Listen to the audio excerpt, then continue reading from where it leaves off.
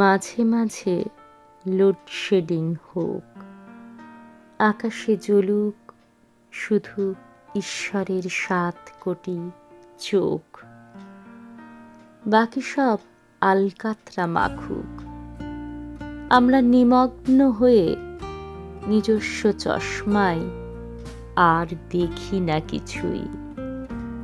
সকলে যা দেখে তাই দেখি। আকাশের রং তাই হয়ে গেছে চিরকালে নীল। বাতাস কি শাড়ি পরে কারো জানা নেই। মাঝে মাঝে লোডশেডিং হোক, সাদা মোমবাতি জেলে তোমাকে সম্পন্ন করে দেখি। নারীকে 52 তীর্থ বলেছে শুনেছি এক কবি।